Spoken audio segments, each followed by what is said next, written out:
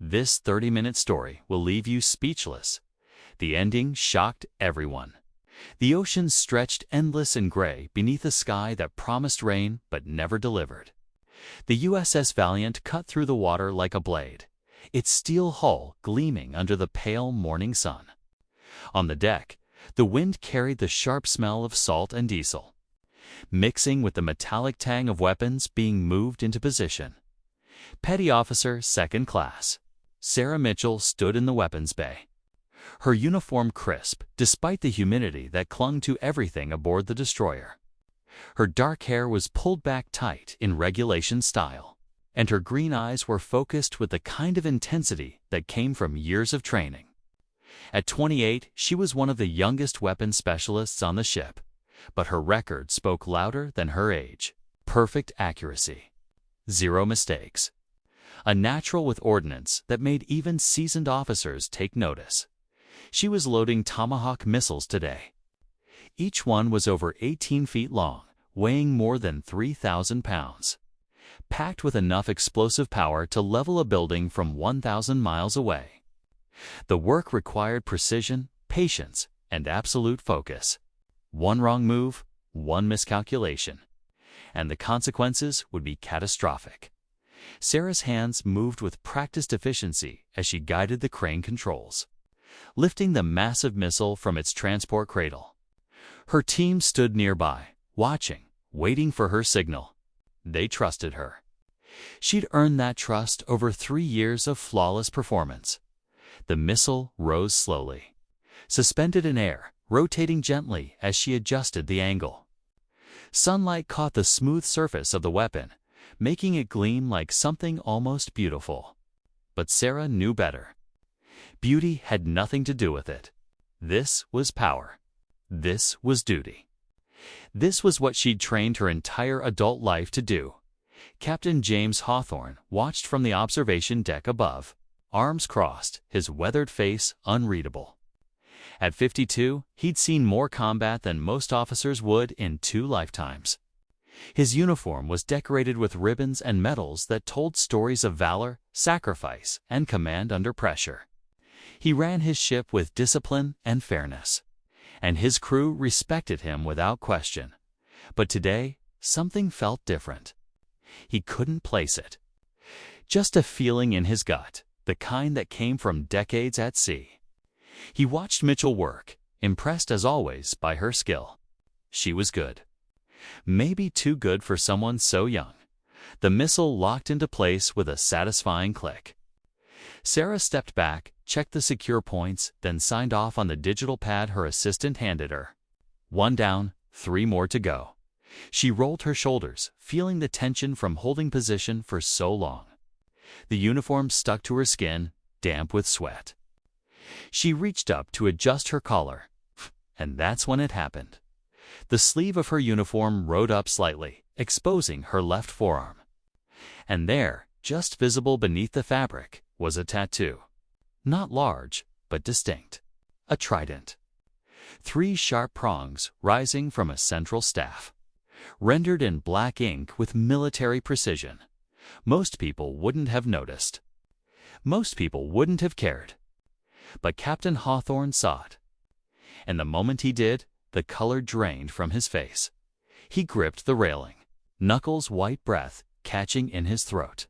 His mind raced, connections firing like artillery shells. That symbol.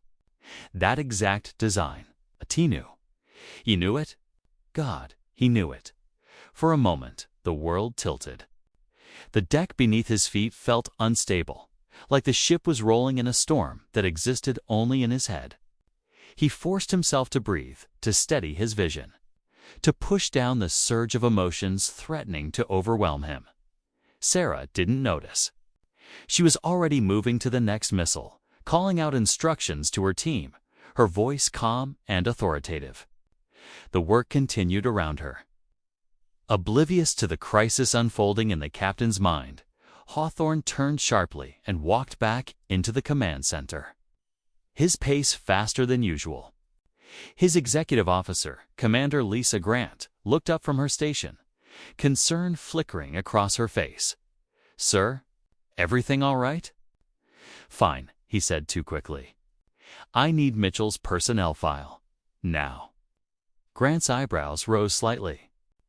Petty Officer Mitchell. Sir, is there a problem? Just get me the file, Commander. Yes, sir. She moved to the computer terminal, fingers flying across the keyboard. Within seconds, Sarah Mitchell's service record appeared on the screen. Hawthorne leaned in, eyes scanning the information with an urgency that made Grant uncomfortable. Name: Sarah Elizabeth Mitchell. Born April 12, 1997. Place of birth: San Diego, California. Parents listed as deceased. Next of kin: none enlisted. 2015. Specialization: weapons, systems, and ordinance. Deployments: 3. Commendations: 7. Disciplinary actions: 0. He scrolled further. Education history. Medical records. Psychological evaluations. Everything was clean. To clean, almost. Like a file that had been scrubbed of anything messy or complicated. But it was the address listed under her place of birth that made his heart stop. 2247 Harborview Drive, San Diego. He knew that address. He'd been there once. 29 years ago. Hawthorne straightened, his jaw tight. Commander, I need you to take over the deck. I'll be in my quarters, sir. We're in the middle of a weapons load. Shouldn't you have command, Commander? That's an order. Grant nodded, confused but obedient. Yes, sir. He walked out without another word, moving through the narrow corridors of the ship with mechanical precision. His mind was elsewhere. Back in time. Back to a different life. In his quarters, he shut the door and locked it. The room was small and functional. A bed, a desk. A few personal items. He moved to the locker in the corner and opened it, pulling out a worn leather box from the bottom shelf. His hands shook as he placed it on the desk. He hadn't opened this box in years. Hadn't wanted to. Inside were things he'd buried. Photographs, letters, a life he'd left behind. He lifted the lid. On top was a photograph. Faded and creased from being handled too many times. It showed a younger version of himself, maybe 23, standing beside a woman with long dark hair and green eyes that sparkled with life. She was smiling. He was smiling. They looked impossibly young and impossibly happy. Her name was Rebecca. He picked up the photo, his throat tightening. God, she'd been beautiful. Full of fire and laughter and a stubborn streak a mile wide. They'd met in San Diego when he was stationed there, fresh out of the academy. She was a nurse at the Naval Hospital. They'd fallen in love fast. It's a kind of reckless love that felt like it could conquer anything, but it couldn't conquer his career. When he got orders to deploy, she'd asked him to stay, to choose her. To choose a life on land, away from the Navy, away from the danger. He'd said no. He could still see the look on her face. The hurt, the betrayal. She'd told him she was pregnant, that she wanted to build a family, that she needed him, and he'd walked away. Asterisk, he told himself it was duty, that the Navy needed him, that he was meant for command. But the truth he'd never admitted out loud, was that he'd been afraid. Afraid of the responsibility. Afraid of failing. Afraid of being anything other than a sailor. She'd told him not to come back. That if he left, he was leaving for good. And he had. He'd deployed, and when he came back 6 months later, she was gone. Moved away. No forwarding address. He'd tried to find her. But she'd made it clear she didn't want to be found. He never saw her again. And now, 29 years later, a young woman with Rebecca's eyes and Rebecca's face was loading missiles on his ship. Wearing a Trident tattoo. The same tattoo Rebecca had once told him she'd get if she ever had a daughter. A symbol of strength, of the sea, of the life he'd chosen over her. Hawthorne set the photo down, his hands trembling. He pulled out another item from the box. A letter. yellowed with age, the handwriting elegant but shaky. "James," it began. "By the time you read this, I'll be gone. I can't do this anymore. I thought I could wait. I thought love would be enough. But it's not. You chose the Navy. You chose the sea. And I have to choose myself and our baby. I'm going to raise this child without you. Not because I hate you, but because I can't live my life waiting for someone who's never really here. I hope you find what you're looking for out there. I hope it's worth it. Goodbye, Rebecca." He'd received that letter 3 months after his deployment ended. 3 months too late to stop her. Too late to say he was sorry. Too late to be a father. He'd kept the letter all these years. A reminder of his failure. Of the choice that had cost him everything. And now, somehow impossibly, his daughter was here. On his ship. Under his command, a knock at the door jolted him from his thoughts. He quickly shoved the box back into the locker and took a steadying breath. "Come in." Commander Grant entered, her expression cautious. "Sir, the weapons load is complete." Mitchell and her team performed flawlessly, as always. "But I wanted to check in. You seemed off earlier." Hawthorne nodded, forcing his face into a mask of calm. "I'm fine, Commander. Just an old memory. Nothing that affects our mission." "Understood, sir. Is there anything you need?" "No." Dismissed. She hesitated, then saluted and left. Alone again, Hawthorne sat down heavily in his chair. His mind was spinning. What was he supposed to do? Confront her. Tell her who he was. Pretend he didn't know. He couldn't ignore this. But he also couldn't let his personal life interfere with his command. Not now. Not when they were deployed in hostile waters, but God. How could he stand on the same deck as his daughter and say nothing? The question gnawed at him as the hours passed. He tried to focus on reports, on briefings, on the 100 small decisions a captain had to make every day. But his thoughts kept drifting back to that tattoo, to those eyes. To Rebecca. That night, he couldn't sleep. He lay in his bunk, staring at the ceiling. The hum of the ship's engines a constant background. Noise that usually soothed him, but now felt suffocating. He thought about the life he could have had. Birthday parties. School plays.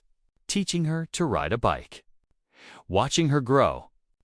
All of it gone because he'd been too proud, too stubborn, too afraid to choose love over duty. And now she was here. A skilled officer, respected, strong, everything he could have hoped for in a daughter. But she didn't know him. Didn't know who he was. Didn't know that the man who commanded this ship was the same. Man who'd abandoned her before she was even born. The guilt was crushing. The next morning, he found himself on the deck again, watching as Sarah and her team ran drills. She moved with confidence, giving orders, adjusting equipment, her focus unshakable. She was good. Really good. He wondered if Rebecca had told her about him. If she even knew his name. Or if he was just a ghost in her past, a man who'd never mattered. He had to know. As the drill ended, he approached. Sarah saw him coming and straightened, snapping a crisp salute. Captain, at ease, petty officer. He paused, choosing his words carefully. Impressive work today. You handle those systems better than anyone I've seen. Thank you, sir. How long have you been in weapons? Since I enlisted, sir. 8 years. Any family in the service? Her expression didn't change, but something flickered in her eyes. No, sir. My mother passed when I was young. No other family. His chest tightened. Past, Rebecca was gone. The woman he'd loved. The woman he'd left, gone. I'm sorry to hear that, he said quietly. Thank you, sir. There was a pause. An awkward, heavy silence. He wanted to say more. Wanted to ask 1,000 questions. But he couldn't. Not here. Not like this. Carry on, petty officer. Yes, sir. She saluted again and turned back to her work. He watched her go, his heart breaking in slow motion. That evening, he sat in his quarters again, staring at the photograph of Rebecca. He traced her face with his finger, the ache in his chest almost unbearable. "I'm sorry," he whispered to the image. "I'm so sorry." But sorry didn't bring her back. Sorry didn't undo 29 years of absence. Sorry didn't make him a father. He thought about approaching Sarah, telling her the truth. But what would that accomplish? She'd built a life without him.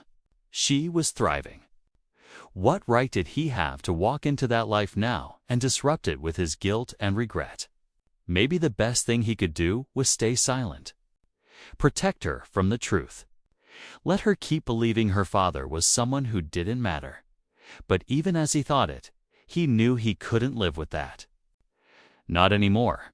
He'd spent 29 years running from his choice, from his failure, and now, faced with the consequence of that choice, he realized something. He didn't want to run anymore. He wanted to know his daughter, even if she hated him, even if she wanted nothing to do with him. He needed to try. But how? How did you tell someone that you were their father when you'd never been there? When you'd chosen a ship over them before they were even born? The question haunted him as the days passed. He watched her from a distance, learning her routines, her habits. The way she laughed with her teammates, the way she focused when the work got hard. Every detail felt precious. Every glimpse of her felt like a gift he didn't deserve. And then, one night, something happened that changed everything. The alarm blared through the ship at 0200 hours. Red lights flashing in the corridors. Hawthorne was on his feet in seconds, pulling on his uniform as he ran to the command center. "Report," he barked. Commander Grant looked up from her station, her face pale. "Sir, we've picked up an unidentified vessel on radar. Small, fast, heading directly toward us. They're not responding to hails. Distance. To miles and closing. Sir, they're accelerating." Hawthorne's jaw tightened. They were in international waters, but tensions in the region had been high for weeks. This could be anything. A fishing boat, a smuggler, or something worse, battle stations. Ready weapon systems. Get Mitchell down to the bay. Now. Yes, sir. The ship came alive with movement. Sailors rushing to their posts. Weapons being armed. Every system primed for combat.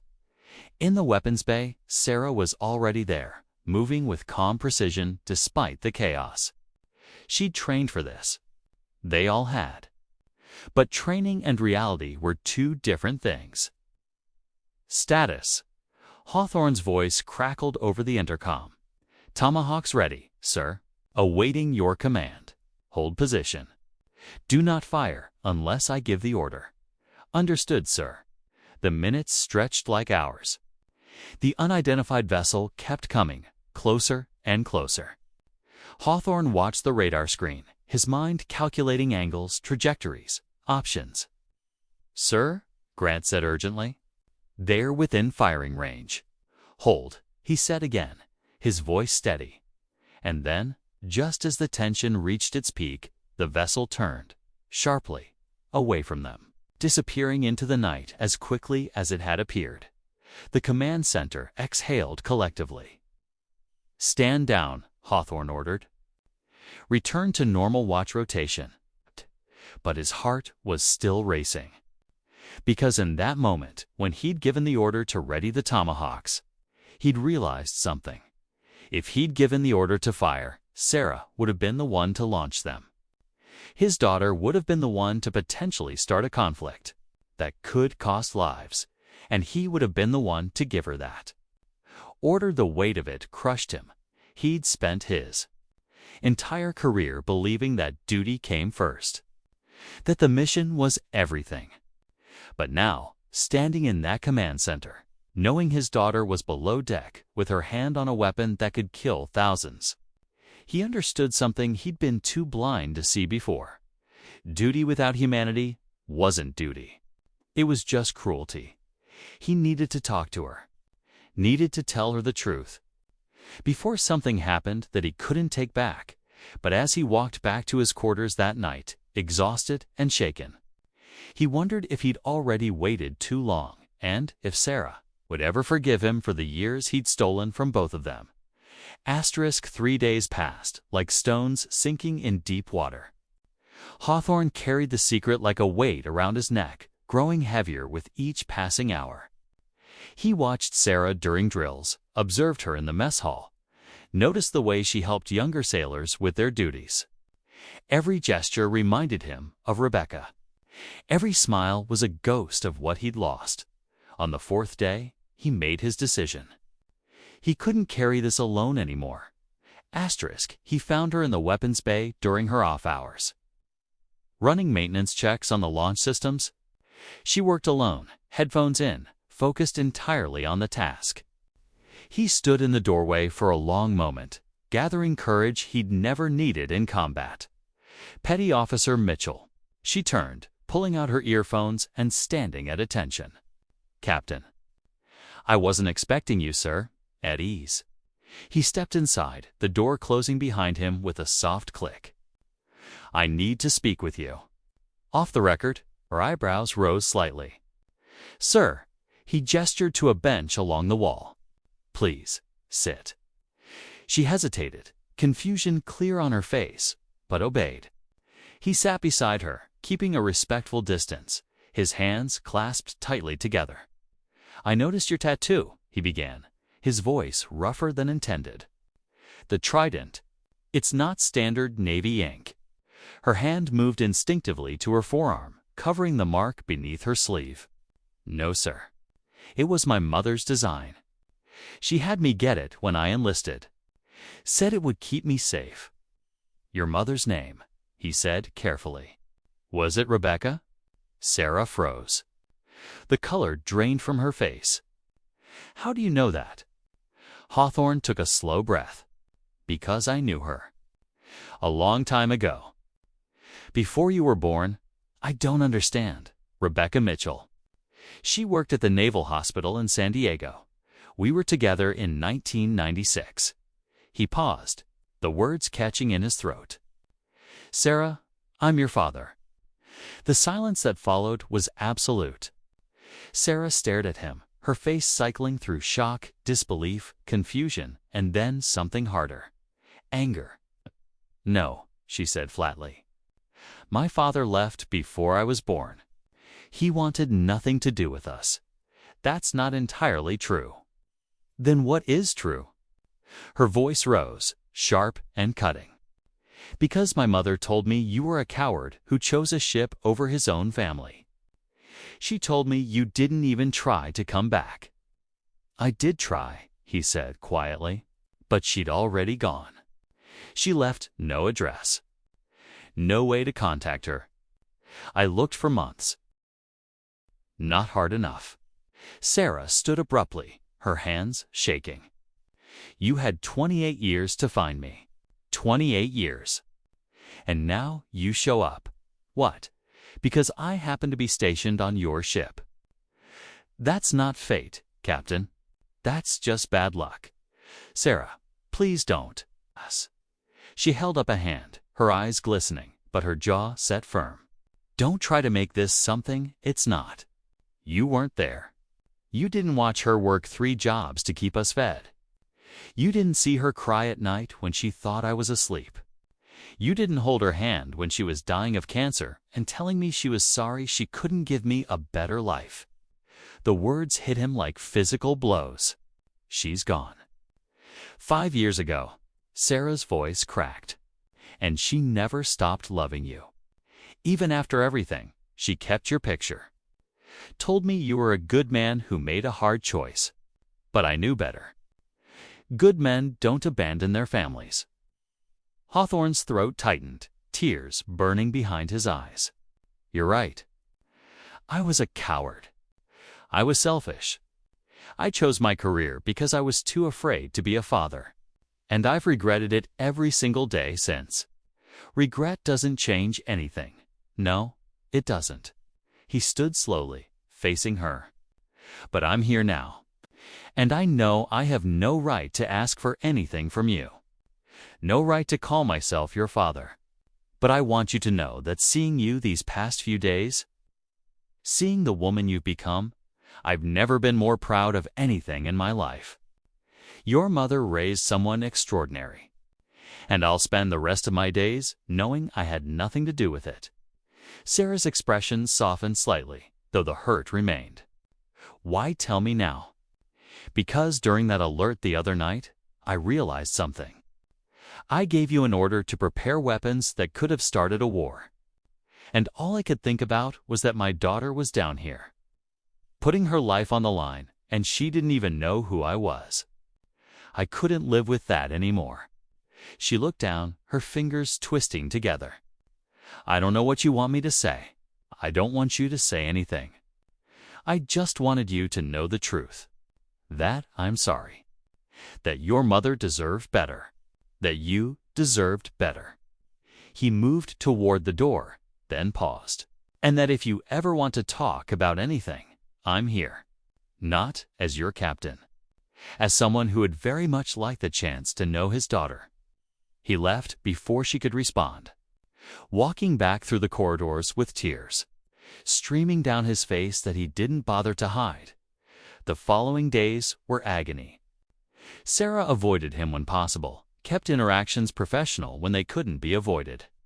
She requested a transfer to another ship, but he denied it, not out of spite, but because moving her mid-deployment would raise questions neither of them wanted to answer.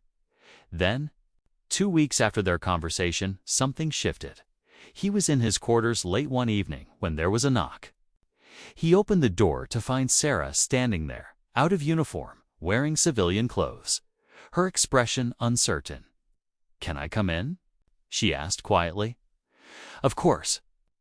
She entered, looking around the small space with curious eyes. She noticed the photograph on his desk. Rebecca, younger, vibrant. "Alive, that's her," Sarah said softly. Yes, she was beautiful. She was everything. Sarah picked up the photo, studying it carefully. "I have one just like this at home." She kept it in her jewelry box. "I used to sneak looks at it when I was little, wondering who the man beside her was." Hawthorne's voice was barely a whisper. "I'm so sorry I wasn't there." Sarah set the photo down gently. "I've been angry at you my whole life. Even before I knew who you were, I was angry at the idea of you. The man who left us, you have every right to be. Maybe." She turned to face him. "But anger is exhausting. And my mom wouldn't want me to carry it forever. She used to say that everyone makes mistakes, and the measure of a person is whether they try to fix them. I don't know if I can fix this, neither do I." She took a deep breath. "But maybe we can try. Not as captain and officer. And maybe not as father and daughter. Not yet. But as to people who loved the same woman and want to honor her. Memory." Hawthorne felt something break open inside his chest. Relief, hope, gratitude. "I'd like that," he managed. Sarah offered a small, hesitant smile. "She used to tell me stories about you. About how you'd take her sailing in the harbor. How you knew every constellation in the sky. How you made her feel safe. I wish I could have made you feel that way too. Maybe you still can." She moved toward the door, then paused. "There's a shore leave in 2 weeks when we dock in San Diego. Maybe we could visit her grave together. If you want, I would be honored." She nodded, then left, the door closing softly behind her. Hawthorne sat down heavily, the photograph of Rebecca still in his hands. He looked at her smile, at the happiness frozen in that moment. And for the first time in 29 years, he felt something other than regret. He felt hope. The weeks that followed were tentative, but real. Small conversations in passing. Shared meals in the officers' mess. Stories about Rebecca that painted a picture of the life he'd missed but could now glimpse through Sarah's eyes. She told him about her childhood, about the tiny apartment in San Diego, about how Rebecca would sing while cooking dinner, even when they had nothing but rice and beans, about the way she'd saved for years to buy Sarah her first bike, about the strength it took to raise a child alone while working night shifts at the hospital. And Hawthorne listened. Really listened. Not trying to defend himself or explain away his absence, just absorbing every detail of the life his daughter had lived without him. When they finally docked in San Diego, they went together to the cemetery.